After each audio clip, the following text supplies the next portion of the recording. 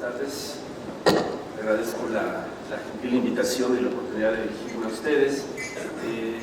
Es el final prácticamente de la jornada, así es que espero no aburrirlos. No voy a poner láminas, no se preocupen, no tienen que tomar notas de eso. También espero no excederme de anécdotas, que es un defecto clásico de los diplomáticos que empiezan a hablar de sí mismos y de todas sus aventuras. Trataré de no caer en eso.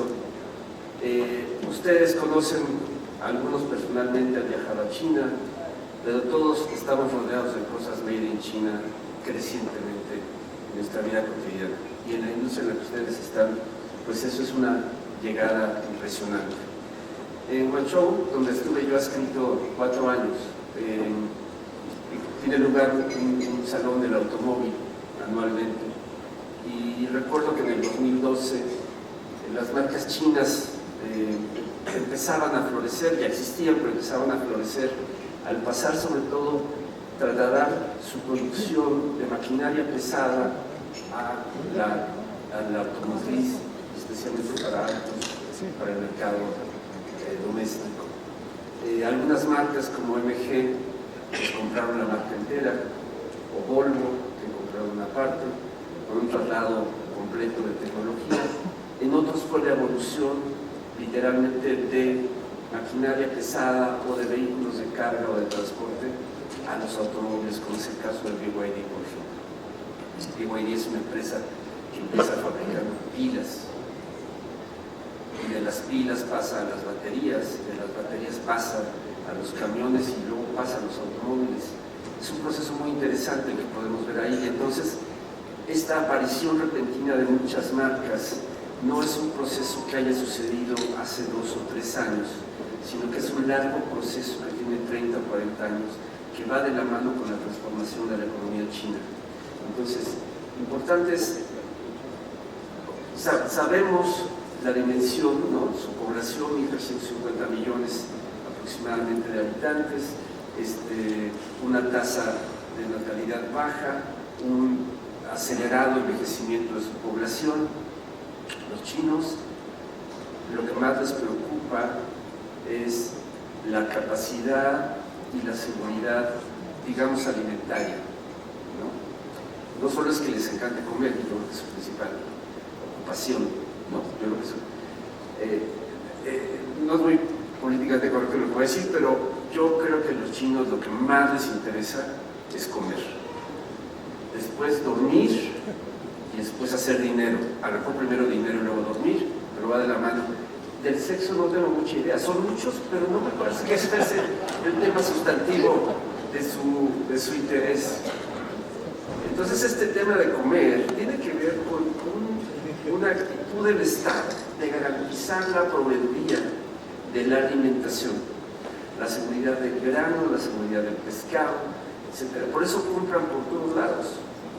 Para ellos medir la salida de la pobreza va de la mano con comer más de una vez al día y por supuesto ahora con un creciente contenido calórico, ¿no? Se puede ver eso en las estadísticas. Sí hay un esfuerzo concentrado en eso, pero cuando se traduce a todo un proyecto nacional, entonces lo que tenemos es un país que a través de la planeación centralizada y de sus planes quinquenales de desarrollo logra una continuidad, y uno puede ver la traza de esta continuidad desde los planes de los 80s a la actualidad. Eso es una de las explicaciones del éxito chino, esta capacidad de continuidad a través de un régimen central. La transformación profunda a la muerte de Mao, entre su muerte que es 74-75 y la llegada de Deng Xiaoping y la apertura china que empieza a fines de los 70s, ¿no? 79 más o menos, es un largo proceso de desarrollo en el que podemos observar continuidad de metas. Entonces ellos están ya en otra etapa, por eso pudieron pasar de fabricar pilas a fabricar autos eléctricos. ¿No? La misma compañía, me refiero a BYD, y así lo podemos ver en otras compañías también. Entonces, ¿qué hicieron los chinos en términos generales cuando se abren a la inversión extranjera? Ofrece condiciones ventajosas para esta inversión, sin duda, ofrece mano de obra barata, no muy calificada al principio, nada calificada, condiciones fiscales preferenciales en lugares estratégicos en las costas, prácticamente desde arriba de Shanghái hasta el sur, hasta Guangzhou, hasta los alrededores de Hong Kong. Estas son las zonas económicas especiales. Entonces, además ofrece una garantía a esta inversión extranjera. En gran medida, la garantía se da a través de Hong Kong, que durante años fue la sede formal de las empresas extranjeras, con una operación manufacturera del otro lado de la frontera. Recuerden que Hong Kong pasa de ser un puerto comercial importante, pero mediano, a ser un puerto muy importante porque se convierte en un puerto manufacturero en los 60s, en los 70s. Va de la mano con la expansión económica de Asia. Entonces, los hongkonitas fueron vistos como buenos gerentes, buenos proveedores de calidad de servicio en la instalación de las plantas en China. Entonces, mucho del personal gerencial de la inversión extranjera fue de Hong Kong, dominio del idioma, conocimiento cultural y experiencia de negocios occidentales. Esa es la parte importante, digamos, que hace el vínculo con una mano de obra no calificada y no sofisticada, que era la que los chinos estaban aportando. Pero más importante que eso es que hay, en las reglas del juego, así como hay claridad y seguridad para esta inversión extranjera, también hay una parte muy importante que es un compromiso a ciertos años en los cuales esa inversión extranjera va a dejar de ser extranjera y a convertirse paulatinamente en China. De acuerdo al tipo de contratos, estos podrían ser a los 10 años, a los 15, a los 20 años. Por eso hay una explosión de marcas chinas y de millonarios chinos a fines de la primera década de este siglo, que es cuando están terminando los contratos y pasan la propiedad completa de los chinos. Entonces, la primera propiedad china de una marca extranjera, que estableció ahí una factoría para producir pues, sus pilas, o sus llantas, o lo que ustedes quieran, pasa porcentualmente a propiedad china, estatal, y tienen la obligación, el inversionista extranjero, de formar cuadros gerenciales entre los chinos y, al terminar su periodo, dejar la tecnología de ese momento, no la tecnología con la que empezó en 1985 su inversión, sino la tecnología que está usando en ese momento. Entonces, hay una transferencia masiva de tecnología y una formación de cuadros gerenciales en las factorías chinas, que una vez que el Estado es propietario de la empresa, identifica a quiénes de estos gerentes tendrían las capacidades para gestionar la fábrica. Y llega el momento en que escogen a uno y deciden, pues tú vas a ser el dueño de la fábrica, me debes $20 millones. Y pues claro, el chino dice, no tengo $20 millones, me los debes, pues aquí está la fábrica. Muchas quebraron y muchísimas triunfaron. Entonces, lo que tienen ustedes ahí, una transferencia de tecnología, una formación de cuadros gerenciales y un financiamiento. Y esta fábrica que invierte General Motors en poner una fábrica de tornillos en China, porque es más barato fabricar los tornillos ahí, este chino produce estos tornillos con la calidad y la supervisión de su comprador. El comprador ya se fue, no le importa tener la operación ahí, porque tiene su proveeduría segura. O sea, está esta fábrica que hace los tornillos que él necesita y ya no tiene ni siquiera la tarea o la lata de gestionar la inversión. O sea, esta fábrica produce los tornillos que General Motors necesita. Entonces el chino, de la primera década de este siglo, es un gran productor, pero es cero vendedor y cero mercadólogo. Tiene un cliente seguro, ¿no? O sea, el mismo inversionista original sigue siendo su comprador. Y con la crisis de 2008, que hay una disminución importante de la demanda internacional, sobre todo europea y estadounidense, los chinos se encuentran de repente, en su puesto en la feria de Cantón, sin clientes. No llega el cliente, no llega el comprador de los tornillos, porque porque hay una caída en la demanda. Es el momento en el cual los chinos empiezan a transformarse en vendedores y a darles contenidos. Por eso sus autos son tan feos desde sus años. Son feos, son inseguros, no tienen buena calidad, no hay servicio postventa, no tienen nada de estos, porque lo que ellos hacían era producir objetos, hacer productos. Alguien se encargaba de venderlos, de comercializarlos. Ellos no tenían que hacer un esfuerzo de promoción o de venta. Esa es la gran transformación, porque lo que podemos ver en los años subsecuentes es cómo los chinos salen al mundo a vender. En lugar de quedarse sentados en su banquito, en el puesto, en la feria de Cantón, esperando que llegue el comprador de tornillos o de lo que sea, salen a venderlo, porque descubren que pues, se les puede caer el mercado, porque su gran comprador podría desaparecer. Y es entonces esta suma en un largo proceso lo que transforma estas marcas chinas en lo que vemos hoy. O sea, productos competitivos que entienden o buscan entender al cliente, que buscan adaptarse a los mercados y siguen teniendo un enorme apoyo financiero.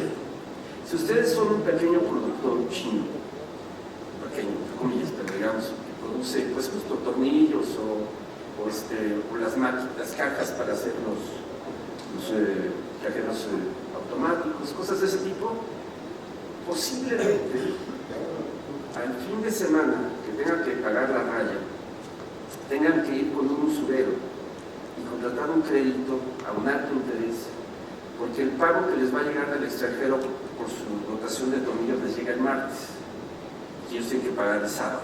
Entonces se refaccionan con un usurero, una banca informal que mueve miles de millones de dólares, porque no tienen acceso a los créditos de los grandes bancos chinos.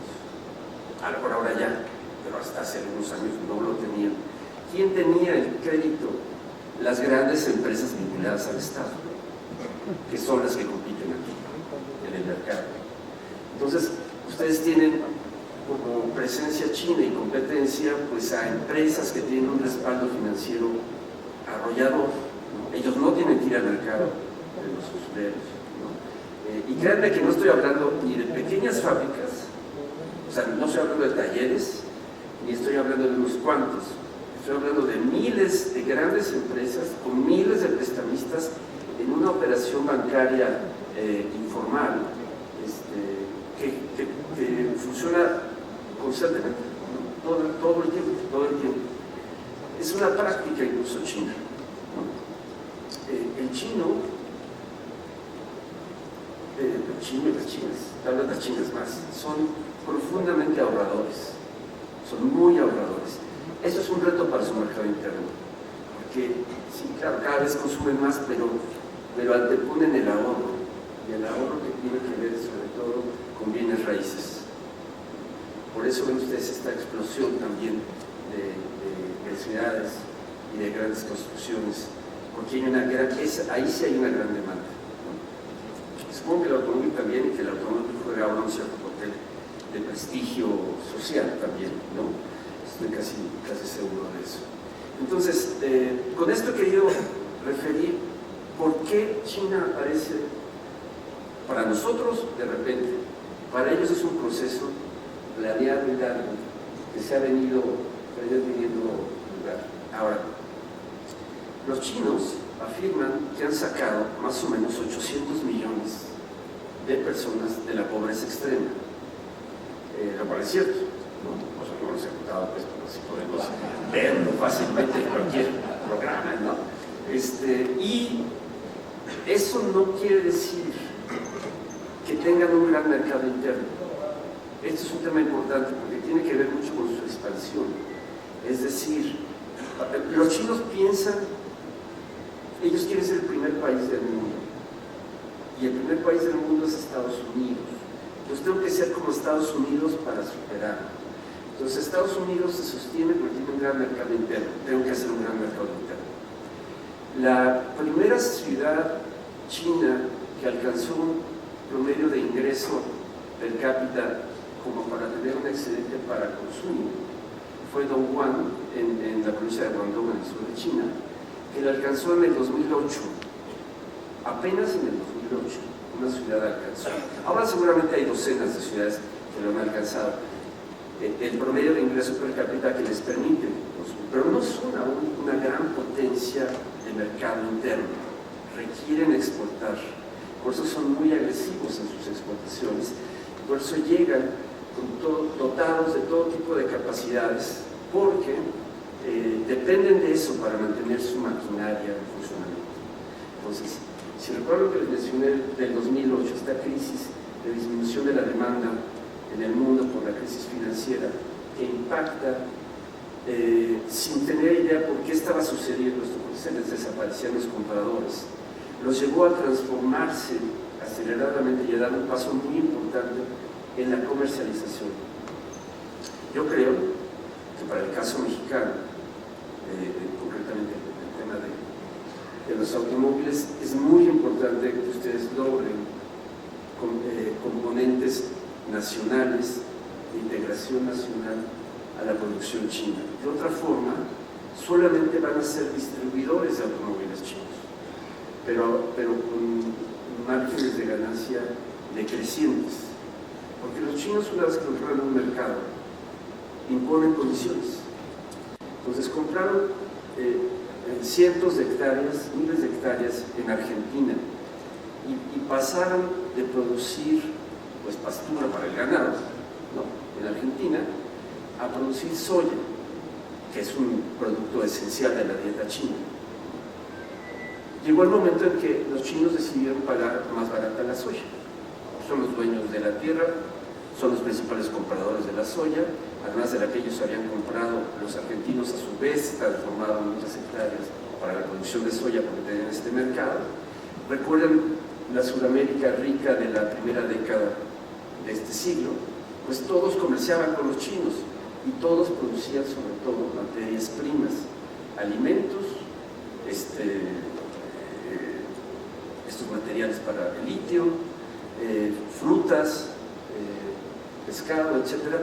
Todo eso es lo que vendían Brasil, Argentina, Chile, Bolivia a China, y les generó un montón de dinero, ¿no?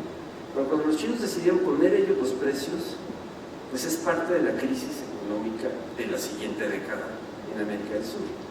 Ahí tienen un ejemplo, estoy generalizando, pero ese es un ejemplo de una depredación de mercados y de imposición de condiciones de mercado. Ese es un riesgo, así como hay ventajas y hay atractivos con la inversión china, ese es uno de los riesgos. Una dominación del mercado que lleve a cambiar las condiciones iniciales con las cuales empiezan las asociaciones. La otra es, les encanta el libre mercado fuera de China, pero no les gusta el libre mercado en China. Si ustedes quieren invertir en China, les van a exigir que tengan un socio chino, ¿no?, y van a exigirles condiciones específicas, y aunque van a ganar, van a tener siempre ahí un control. Una operación muy exitosa mexicana en China es la de Interceramic. Interceramic debe tener ya como 150 tiendas. Interceramic fue a China porque estaban perdiendo mercado aquí. Entonces fueron a averiguar dónde hacían todos estos mosaicos y excusados y todo lo que hacen, ¿no?, de cerámica. Y encontraron una ciudad que fabrica, no sé, de verdad, la mitad de los excusados del mundo, de los lavabos, ¿no? Y intentaron entrar con su marca, y solo les funcionó bien hasta que tuvieron un socio chino. Y les va muy bien. Atacan a la clase media creciente china, ¿no?, con diseño, con calidad, cuestiones que no tenían los chinos. Pueden producir mucho, pero no tenían. El día que la tengan, igual sácate los Interceramic, eso no lo sé, depende de cómo tengan su propia asociación. Pero lo menciono porque uno sí se puede hacer una operación exitosa, y yo creo que si ustedes, por el caso de la industria automotriz en general en México, una de sus fortalezas son las autopartes. Creo que esa es una de las partes en las cuales tendríamos que estar siendo mucho más condicionantes con respecto a la llegada de los productos chinos. Ahora, yo creo que el mercado en general va a seguir expandiéndose. La celeridad con la que pueden producir nuevas marcas, arrolla a industrias muy establecidas, que son más lentas en reaccionar incluso a las condiciones del mercado. Si un chino viene ahorita aquí y, no sé, ve que todos tienen esta botellita y él no toma agua en botellita, pues ahí hay un negocio. O sea, alguien hace negocio con eso, pero todos lo tienen. Entonces, pues vamos a vender agua o a vender botellitas o ambas cosas. Y se mete de inmediato. Esa es la mentalidad pragmática de los chinos, que nos puede parecer arrolladora, pero que es profundamente del capitalismo básico. O sea, ¿en dónde está el negocio? ¿No? A eso se lanzan con gran rapidez y tienen menos ataduras, incluso legales, ¿no?, de las que existen en otras economías. Por eso sus primeros autos eran tan inseguros, porque cumplir con los estándares de seguridad encarece el producto. Entonces, pues, si se lo pueden quitar, se lo quitaban, ¿no? Ahora, a la hora de ir a los mercados, pues tienen que cumplir ciertos estándares, entonces ya se ven obligados, digamos, a incorporar eso. Y lo hacen con rapidez, no le dudan si esto va a permitir que el negocio continúe. Entonces, creo también, y ya con esto concluyo para que tengamos tiempo para algunas preguntas, el actual mandatario chino, por primera vez desde Deng Xiaoping, se ha extendido en su permanencia en el poder. Todos duraron 10 años, 5 o 10 años, y él ya pasó de los 10 años. Todos los antecesores a él sufrieron en el comunismo. Todos eran comunistas, todos son miembros del Partido Comunista. Todos fueron purgados en algún momento de su vida por el propio Mao. Más o menos maltratados, pero todos, incluyendo al padre del actual presidente. Pero este presidente no fue a la fuerza al campo a ser reeducado por los campesinos, como sucedió durante la Revolución Cultural. Este fue con sus compadres cantando en la carretera con banderas. Él lo asumió. Eso es importante. Este es un mandatario que, a diferencia de los anteriores, que además todos habían sido ingenieros, por cierto, este es el primer mandatario que no es ingeniero en los últimos 30 años, es un político, y es un político formado en el pensamiento comunista, una concepción maoísta mucho más moderna, sin duda, pragmático también, sin la carga ideológica del pasado, sí, pero formado en la Revolución Cultural. Entonces, sumamente disciplinado y exige la disciplina. No es muy tolerante, que digamos, para los estándares políticos anteriores en China, y piensa que los excesos dieron paso, los excesos generados por la riqueza, a la corrupción. Entonces hay un gran combate a la corrupción que le ha costado la vida a algunos y la cárcel a muchos, ¿no?, imponiendo una gran disciplina. Esto puede durar, puede extenderse mucho más tiempo en el poder. Yo creo que el actual mandatario va a enfrentar crecientes presiones políticas internas, ¿no?, y que en la medida en la cual la economía se frene y haya un menor crecimiento, habrá mayor presión social también. Entonces, no estoy hablando de un cambio violento, pero sí me parece que veremos cambios en China pronto, en los próximos 3 o 4 años, como efecto de esto que los estadounidenses le llaman desacoplamiento, que va de la mano con una transformación de la economía en el mundo. No tengo yo que explicarlo a ustedes porque la viven a diario, pero digamos que los grandes procesos que están modificando la economía hacen pensar que ha terminado una era de crecimiento sostenido y de expansión y de abundancia a una en donde el propio consumidor va a tender a comprar lo que hay, no lo que le guste, ¿no?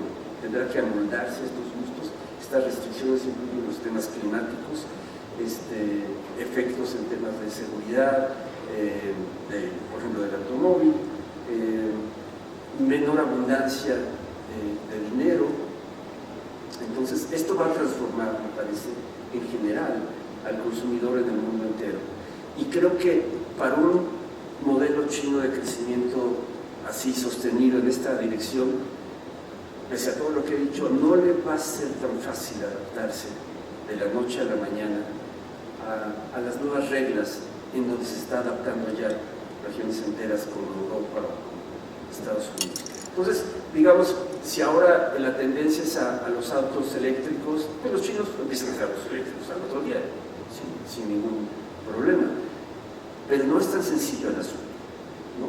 Porque ustedes lo saben, a una empresa le cuesta años de recuperación de inversión a las máquinas que puso para hacer el auto de tales características. Y si el mercado es más restrictivo y menos demandante, ¿cuánto pueden sostener los chinos, que se sostienen a través de este financiamiento central de sus bancos, pero hasta cuándo lo van a lograr? Ahí hay una serie de fuerzas que no sabía yo exactamente cómo se van a desarrollar, pero creo que es uno de los valladares que van a enfrentar. Los bancos chinos tienen mucho dinero porque los chinos ahorran mucho y ponen su dinero en el usurero que les mencioné, que no es que sea su dinero, es el de los 2.500 vecinos del edificio, y todos ponen dinero. Cada uno pone 1.000, 2.000 yuanes a la semana, y él se los regresa con intereses. Entonces este señor tiene 100.000 yuanes el viernes para prestar para la raya de algo. Eso es así funciona. El chino que ahorra formalmente en el banco, pues los bancos están repletos de dinero y se lo prestan a sus empresas. Este modelo es sostenible, no sé cuánto, en la medida en la que el mundo entero está cambiando y se están modificando condiciones del propio consumo y de la abundancia o no de los recursos financieros. Entonces, ahí es donde vienen algunos retos importantes y creo que es importante que en el caso de México pongamos no barreras, pero sí condiciones para hacer un comercio más equitativo y no ser solamente ese mercado que ellos no tienen, que es lo que estamos haciendo. Somos un mercado de ellos, pero nosotros no podemos vender allá.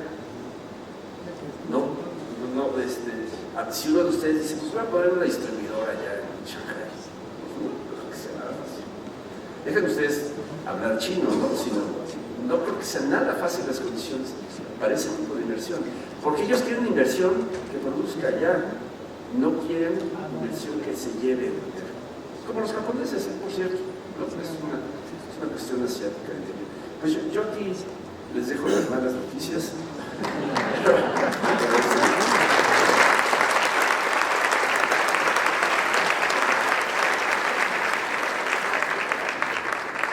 Muchas gracias, embajador. Vamos a abrir un espacio para recibir un par de preguntas, si nos permite. Entonces, pues abrimos el foro por si alguien quiere preguntar o expresar algún comentario y pedir apoyo a los compañeros para que nos puedan hacer llegar los micrófonos. Si hubiera alguna pregunta. Embajador, buenas tardes. Muchas gracias por la presentación. Había cosas que sabíamos, unas que imaginábamos, muchas más que significativas que llegar. Es este asunto de las empresas de bienes raíces que tiene un efecto importante. ¿Qué tanto eso va a contaminar a las instituciones financieras y qué tanto podría terminar a particularmente a lo automotriz? Es un tema muy importante. Esta quiebra o casi quiebra de Evergreen, que es una de las principales empresas chinas, puso en jaque al sistema financiero, ciertamente, porque ahí creo que es uno de los temas de mayor vulnerabilidad. El tema de los bienes raíces, además del sentido práctico que cualquiera de nosotros podría tener, de la relevancia de tener una propiedad, en el caso chino es una promesa de seguridad a largo plazo. Casi no hay china que se case sin que tenga ya un departamento. O sea, retrasan el casamiento hasta que no tengan un departamento. No es que renten un lugar, sino es la idea de comprarlo. Entonces, tiene un valor económico, pero también emocional muy importante. Y estas empresas pues están apalancadas en los bancos. Entonces, sí hay un riesgo muy grande. Por eso hay de inmediato un rescate gubernamental. Buena parte de estas empresas se han financiado en esta banca informal que les mencioné, y eso también nos hace vulnerables. Entonces, han visto noticias de lugares donde tiran edificios nuevos, ¿no? De ciudades abandonadas, o más bien que nunca se ocuparon, porque hubo un crecimiento expansivo más allá de la demanda, porque fue una forma de canalizar el dinero, ¿no? Y generar empleo, y generar ingresos, etc. De cosas que aún no existían, porque al final el departamento sigue siendo caro, ¿no? O sea, un bien raíz cuesta. Poco, mucho, pero cuesta. Y si ganas poco, pues te cuesta mucho, ¿no? Entonces la expectativa de lograr el departamento no es tan sencillo como pareciera a primera vista. Hay tantos chinos, pues, que debe de haber yo creo que hay como 10 millones de súper ricos y unos 150 millones de gente rica. O sea, es un montón de gente. Eso es lo que vemos. Pero hay otros 800, 900 millones cuyo nivel de ingreso es bastante moderado. Y a esos no les alcanza para el departamento. Entonces, ahí es en donde creo que hubo yo creo que hay un manejo extraño del gobierno, ¿no? Gran especulación. Eso es parte de lo que el actual mandatario critica de la gestión del gobierno. Con Hu Jintao hubo una gran expansión del mercado inmobiliario, y creo que fue justo Evergreen la que compró, tenía algo así, creo que en Guangzhou o en los alrededores, tenía el equivalente a 90 terrenos de fútbol. Construyó una escuela de fútbol con 90 terrenos, 90 canchas de fútbol, una escuela, y llevaban al Real Madrid cada verano y jugaban, no sé qué. Me quedó bastante malo el de ellos, pero le metían mucho dinero, ¿no? Y especulaban con esta enorme, inconmensurable escuela de fútbol. Con eso justificaron la compra y obviamente la expulsión de los habitantes de los arrozales que construyeron las canchas, ¿no? Para especular con el terreno. Entonces, mucho de la industria de bienes raíces en China ha pasado por estos procesos especulativos de atraer el capital oficial, construir edificios que nadie va a ocupar, ¿no? y llevarse mucho dinero. Entonces, por eso, pero son tan grandes que el gobierno no se puede dar el lujo de que quiebre. Lo que seguramente está haciendo en el caso de Evergreen, deben de haber un supercontrol estatal a la empresa. No sé si respondí completamente. Bueno, yo creo que hay un mercado creciente en China. Como he mencionado, creo que su capacidad de consumo aún no es suficientemente alta, pero sin duda es como países como México, tener un auto era aspiracional, o es, no sé, no solo es una necesidad, sino es aspiracional. Yo creo que el mercado chino interno automotriz está en ese momento, en el momento aspiracional, relevante de tener un auto con una parte de su estatus. Creo que es por ahí por donde se está desarrollando. Lo que no estoy muy seguro es si el crecimiento de China va a ser sostenido para que su demanda absorba su enorme capacidad de producción en la medida en que mercados que lo estaban comprando se les cierran, como es el caso europeo y el caso estadounidense. Es donde creo que pudiera haber un frenón, y por eso es tan atractivo México, porque es una forma de canalizar su producción en condiciones ventajosas, y claro que además les interesa establecerse aquí para llegar a Estados Unidos. Entonces, les cuento, me tocó gente que me preguntaba si México era una isla, si hablábamos en francés, y cosas así como, o sea, un absoluto desconocimiento de México. Estoy hablando de hace 10 años, no hace tanto. Un absoluto desconocimiento. Pero cuando les decías que estabas en la frontera con Estados Unidos, los ojos se les ponían redondos. Sí. Y veían negocio. Lo que mencioné, esa actitud está en ellos. No sé si hubiera alguna pregunta. Sí, tenemos una más. Sí, muy buenas. Embajador, retomando su último comentario, en este cambio de lo que es regresar a un mundo bipolar, como era en aquel momento de la Guerra Fría entre Estados Unidos y la Unión Soviética, y hoy entre Estados Unidos y el nuevo foco económico y militar que es China. ¿Cuál será el futuro o qué análisis hace usted de lo que va a pasar con México?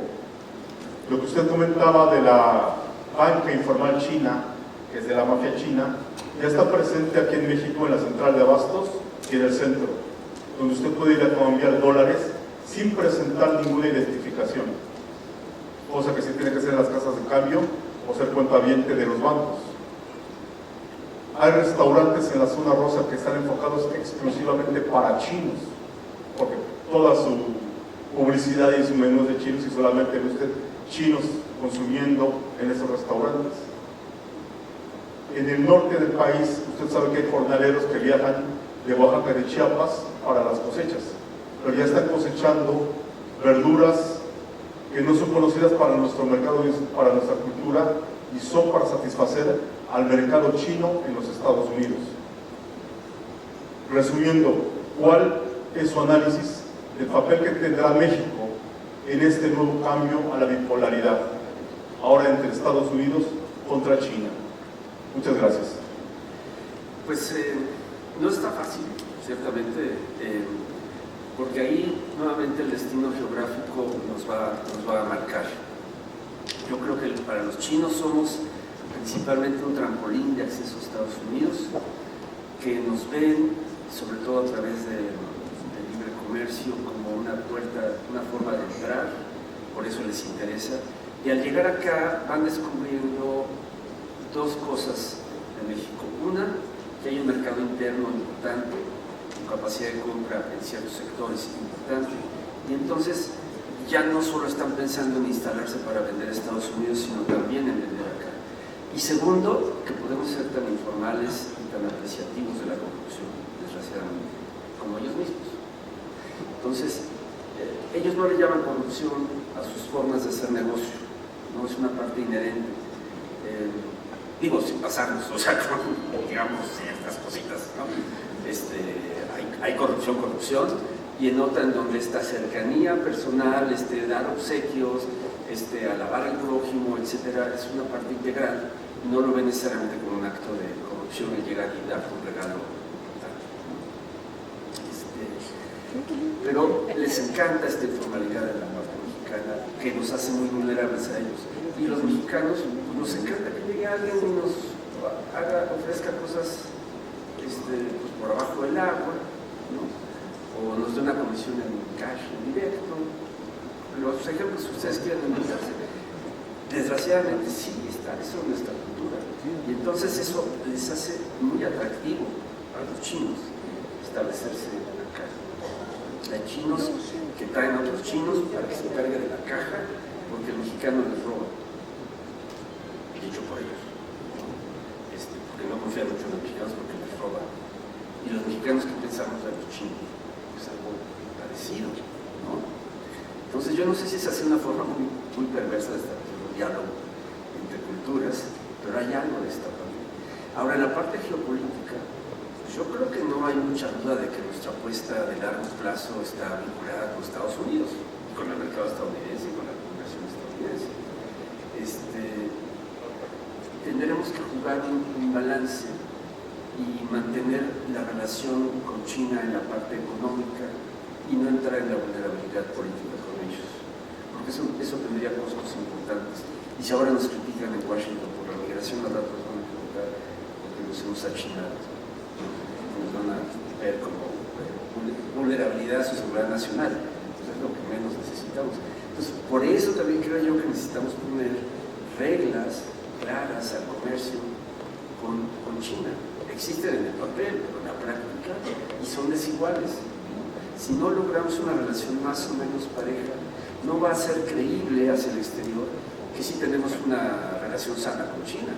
Nos van a ver dominados en varios sectores. Mencionas lo de las verduras, por ejemplo, ¿no?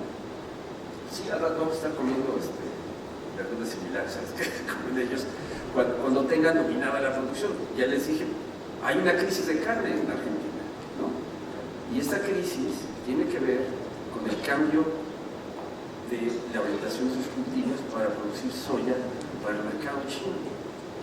Bueno, y ahora están atrapados en esa cuestión. Es uno de los varios factores de la crisis en Argentina. Entonces, creo que hay que evitar justamente saber eso y observar cómo se han dado estos procesos. No recuerdo ahora el nombre, pero se lo voy a pasar a Juan Pablo para que él se lo difunda. Es un libro publicado en el 2015 que se llama algo así como La silenciosa invasión china, escrita por dos periodistas españoles, uno de ellos trabajaba para el Timex, el otro para un periódico económico chino, y revisan casos en muchas partes del mundo, desde cómo controlan el mercado de la ropa usada en Egipto hasta mercados sofisticados. ¿Cómo se va dando cómo hay una serie de elementos culturales que incluye algo de lo que tú has mencionado y que nos genera normalmente inquietud? No entendemos qué están diciendo, parece que ellos sí nos entienden a nosotros, los seguimos viendo pues, como se veían las películas a Fu Manchu, ¿no? Así como enigmáticos y que no los podemos entender, no sabemos de qué hablan, entonces nos pueden dominar y entonces son una amenaza planetaria. No creo que lo sean, son pragmáticos, como lo he dicho varias veces, tienen objetivos bastante claros, pero no creo que estén en la idea de la expansión imperial, colonial, pensando en los imperios del siglo XIX y del siglo XVIII. Pero sí están en asegurar que esas verduras lleguen a sus platos, que los chinos puedan comer más y todos, y que si necesitan litio para sus pilas, pues van a comprar el país que tenga litio. Y se van a encontrar muchos políticos corruptos que van a aceptar muy fácilmente ser comprados, ¿no? Y saturados por la contaminación, se van a ir descontaminando y trasladando la contaminación a otros países. Eso se los puedo asegurar. Entonces, ¿qué se requiere? Gobiernos nacionales con claridad de ideas, con honestidad, para poder establecer reglas y negociar fuerte y de tú a tú con ellos. De otra forma, arrasan a todo. Entonces, lo podemos ver sobre todo en América del Sur y en África, países muy controlados por sus economías. Pues muchas gracias. Muchas gracias.